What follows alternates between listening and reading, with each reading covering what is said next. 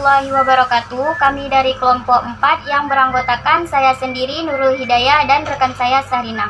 Baiklah, kami akan mempresentasikan hasil materi kami dengan tema strategi pengembangan pendidikan Islam dalam upaya mengantisipasi perkembangan iptek.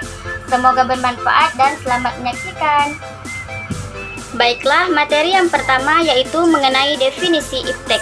Iptek merupakan singkatan dari dua materi yaitu ilmu pengetahuan dan teknologi.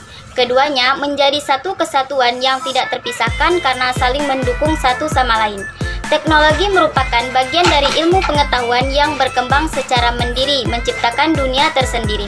Akan tetapi, teknologi tidak mungkin berkembang tanpa didasari ilmu pengetahuan yang kokoh. Maka teknologi dan ilmu pengetahuan menjadi salah satu kesatuan yang tidak dapat dipisahkan. Baiklah, ada 4 nilai luhur perkembangan iptek nasional. Untuk mendayagunakan iptek diperlukan nilai-nilai luhur agar dapat dipertanggungjawabkan, yaitu yang pertama adalah akuntabel, dan yang kedua adalah visionary, dan yang ketiga adalah inovatif, dan yang keempat adalah excellent. Baiklah, materi yang selanjutnya adalah konsep ilmu pengetahuan dan teknologi. Dengan adanya teknologi, sesuatu yang sulit dilakukan semua menjadi mudah, sesuatu yang mustahil dilakukan semakin menjadi mungkin. Serta teknologi selain merupakan aktualisasi ilmu pengetahuan juga sebagai wujud peradaban manusia dalam setiap keutamaannya. Teknologi yang dihasilkan oleh suatu bangsa tidak selalu sama dengan yang dihasilkan oleh bangsa lain. Semakin tinggi kepedulian suatu bangsa terhadap pengembangan iptek, maka semakin tinggi juga pencapaian teknologinya. Yang selanjutnya adalah materi mengenai pandangan Islam terhadap iptek. Islam sangat memotivasi umatnya untuk memfungsikan akal dan rasa secara seimbang. Sesungguhnya tidak ada dikotomi iman dan ilmu pengetahuan dalam Islam karena keduanya merupakan dua materi yang saling mendukung satu sama lain. Mengembangkan ilmu pengetahuan dalam Islam merupakan kewajiban bagi setiap muslim, dan muslim yang beriman akan menjalankan kewajiban yang diperintahkan oleh Allah Subhanahu wa Ta'ala dengan sebaik-baiknya. Oleh karena itulah antara iman dan ilmu tidak dapat dipisahkan dalam Islam. Oke, selanjutnya ada beberapa kemungkinan hubungan antara agama dan iptek, yaitu yang pertama adalah berseberangan dan bertentangan, yang kedua adalah bertentangan tapi tidak dapat berdampingan secara damai, yang ketiga adalah tidak bertentangan satu sama lain, dan yang keempat adalah saling mendukung satu sama lain, dan yang terakhir adalah agama mendasari pengembangan iptek atau iptek mendasari penghayatan agama. Materi yang selanjutnya yaitu mengenai kandungan Al-Quran dari aspek iptek. Menurut Profesor Afzalur Rahman, Al-Quran adalah sumber ilmu pengetahuan dan teknologi, dan menurut Profesor Dr. Maures, seorang dokter bedah Prancis, ia berpendapat bahwa kitab suci Al-Quran memuat berbagai macam pemikiran tentang fenomena alam dengan perencanaan yang menjelaskan secara pasti dan cocok mengenai hal sains dan modern.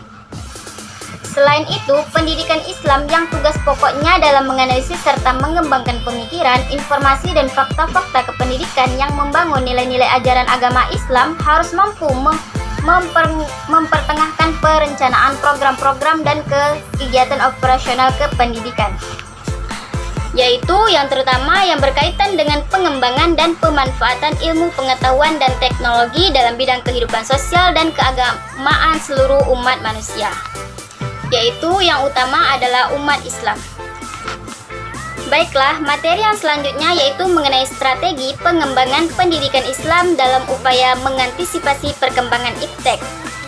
Yaitu yang pertama, strategi pendidikan Islam dalam menghadapi tantangan modernisasi berkat kemajuan iptek itu sendiri, yaitu ruang lingkupnya adalah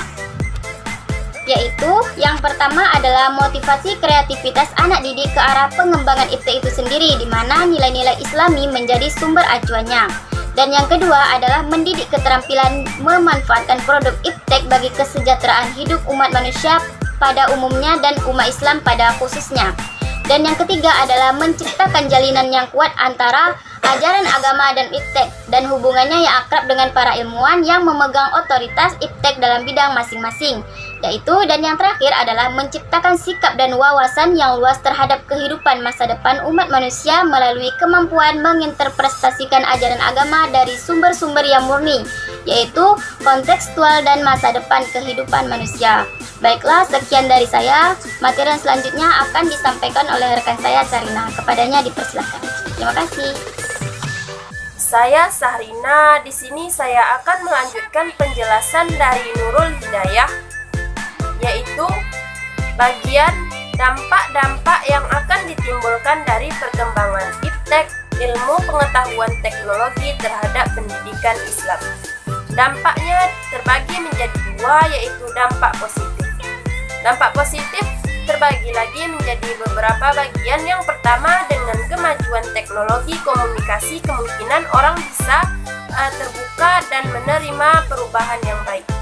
Yang kedua, dengan kemajuan teknologi komunikasi diharapkan menumbuhkan semangat ukhuwah Islamiyah dan solidaritas sosial semakin meningkat.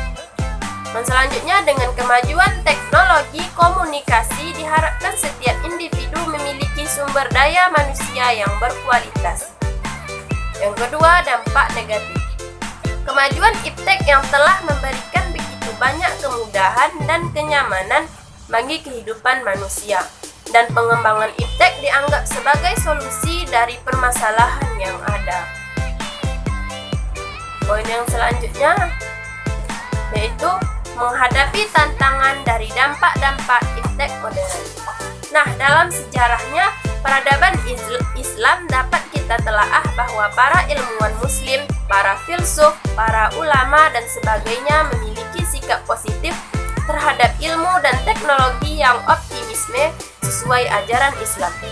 Para ilmuwan dan ulama pada masa itu secara antusias mentransfer iptek dari luar yang kemudian dikembangkan menjadi iptek yang Islami. Mereka mampu mengislamkan iptek yang non-Islam berkat kecerdasan dan daya kreativitas yang tinggi seperti dalam bidang filsafat yang bersifat hedonistik dan epikuristik. Poin yang selanjutnya yaitu metode dan tujuan pendidikan Islam. Metode menginterpretasikan dalil-dalil qat'i dan zani dari kandungan Al-Quran perlu dipertajam pada perkembangan kreativitas dan cara berpikir sistematik dan logik, serta universal dan radikal yang mengacu dan berkontekstual kepada tuntutan hidup modern masyarakat. Para ahli perencanaan kependidikan, khususnya pendidikan Islam, perlu memformulasikan ke dalam bentuk kurikulum yang bersifat komprehensif sejalan dengan tuntutan zaman.